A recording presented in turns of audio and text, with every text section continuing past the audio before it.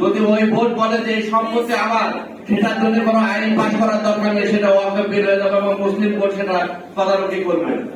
আপনি যে ওয়াকফ বিলের কথাটা বললেন, তার আগে আমার যে অর্পিত সম্পত্তি, আমাদের শত্রু সম্পত্তি করে রাখছেন, সেই বিষয়ে তো কথা বলেন না। আমি এই জন্য অনুরোধ করবো যে ভারতের বিষয়ে যখন অনেকটা বা অন্যান্য রাজনীতিবিদ যখন কথা বলবেন, তখন ভারতের মুসলিমদেরকে কি কি সুযোগ সুবিধা দেওয়া হয় সেই বিষয়েও আপনারা কথা বলবেন। তা না হলে বৈষম্য বিরোধী আন্দোলনের মাধ্যমে আপনারা নেতারা যখন আবার ক্ষমতায় এসে আবার বৈষম্যমূলক কথাবার্তা বলেন, তাহলে কিন্তু সেটা কিন্তু জনগণ কিন্তু ভালোভাবে মেনে নেবে না।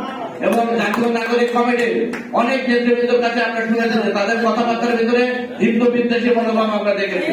সেই জায়গাটা জাতীয় নাগরিক কমিটির আপনি একজন নেতা হিসেবে যখন ফোনে আলোচনা করবেন, এই বিষয়গুলো করবেন, এগুলো আমাদেরকে ব্যতীত করে।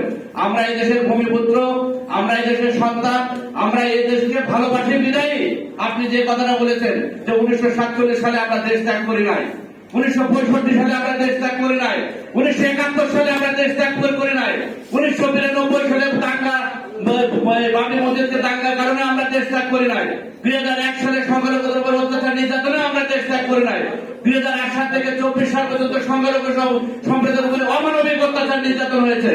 রামু থেকে শুরু করে নাজিরনগর, সাল্লা, গঙ্গাচারা অমানবিক নির্যাতন হয়েছে। আওয়ামী লীগের আমলে আমরা সব থেকে নির্যাতনের শিকার হয়েছি। তারপরেও আমরা দেশ ত্যাগ করি নাই, কারণ আমরা দেশপ্রেমিক, এই দেশকে আমরা ভালোবাসি। দেশপ্রেমিক হওয়ার জন্য আলাদা কোনো পরীক্ষা দেওয়ার আমি মনে করি যে প্রয়োজন নাই। আমি অনেকটাকে ধন্যবাদ দিতে চাই, তিনি সবসময় আমাদের সাথে ছিলেন।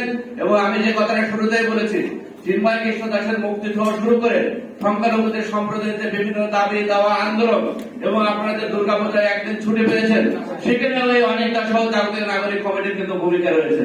অতএব দুই একজনের যে বক্তব্য সেই বিষয়ে আমরা সমালোচনা করব, পাশাপাশি তাদের যে সনাতনী সম্প্রদায়ের জন্য যে ভূমিকা, সেই জন্য তাদেরকে অবশ্যই আমরা ক্রেডিট দিতে চাই এবং আমরা একসাথে তাদের কাজ মিলে কাজ করতে চাই সনাতনী সম্প্রদায়ের অস্তিত্ব রক্ষা সহ মানবতা এবং দেশের কল্যাণের জন্য। আমি অনেকটাকে আবারও ধন্যবাদ জানাচ্ছি, কৃতজ্ঞতা জানাচ্ছি তার মূল্যবান সময় আজকে এখানে দেওয়ার জন্য। বাংলাদেশ সনাতন পার্টির পক্ষ থেকে তাকে আমরা আবারও করতালি দিয়ে